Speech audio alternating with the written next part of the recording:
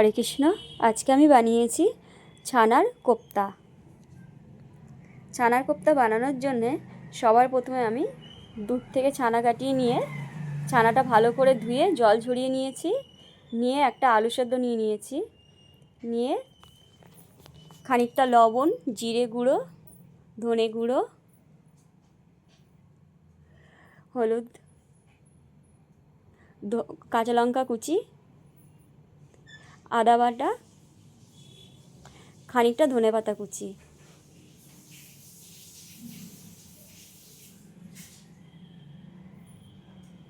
দু চামচ কর্নফ্লাওয়ার নিয়ে নিচ্ছি। নিয়ে ভালো করে মাখিয়ে নেব।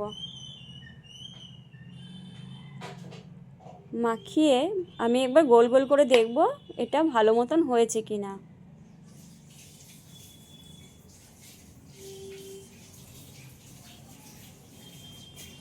সবগুলো গোল করে নিয়েছি। খানিকটা কাজু আর কিশমিশ ধুয়ে নিয়েছি। এবার এই বলগুলোর ভেতরে একটা করে কাজু আর একটা করে কিশমিশ দিয়ে দেবো। দিয়ে আবার গোল করে নেব। সবগুলোর ভেতরে এবার এই অর্ধেকটা করে কাজু আর কিশমিশ দিয়ে গোল করে নেব। মশলার জন্য নিয়ে নিয়েছি খানিকটা পোস্ত, এলাচ, দারচিনি, লবঙ্গ, আদা, কাঁচা লঙ্কা। আর নিয়ে নিয়েছি খানিকটা টমেটো। পোস্তটা আমার বাটা হয়ে গেছে। এবার এর মধ্যে খানিকটা গুঁড়ো মশলা মিশিয়ে নেব। জিরে গুঁড়ো, ধনে গুঁড়ো, লবণ, চিনি, হলুদ, একটু কাশ্মীরি লঙ্কা গুঁড়ো দিয়ে ভালো করে মিশিয়ে নেব।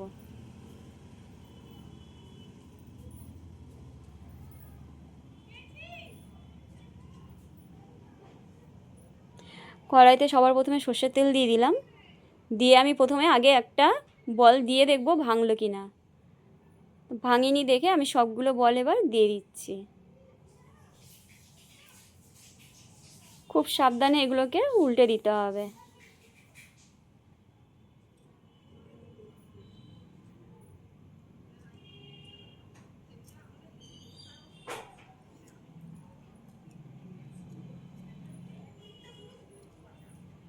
ভালো করে ভাজা হয়ে গেছে। এবার আমি তুলে নিচ্ছি।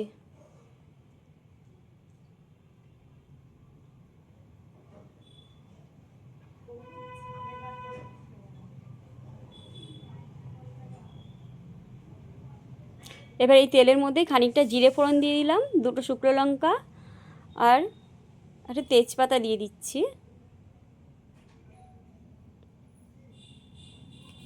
এবার কুচিয়ে রাখা টমেটোটা দিয়ে দিলাম। খানিকক্ষণ নেড়ে নেব।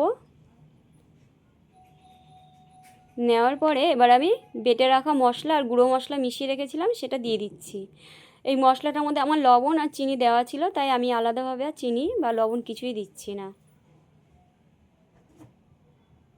বাটিটা ধুয়ে একটু জল দিয়ে দিলাম।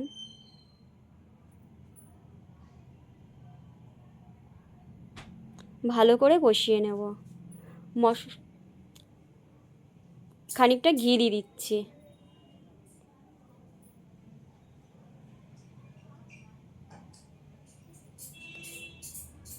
ঘি দিয়ে খানিকক্ষণ নেড়ে চেড়ে মশলার থেকে তেলটা ছেড়ে গেছে, তারপরে আমি জলটা দিয়ে দিলাম।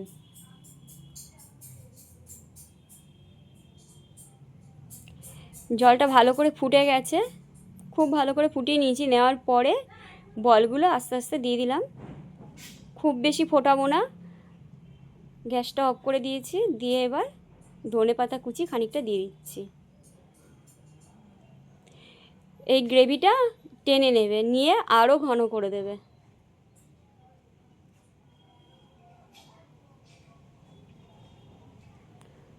হয়ে গেছে আমার ছানার কোপ্তা।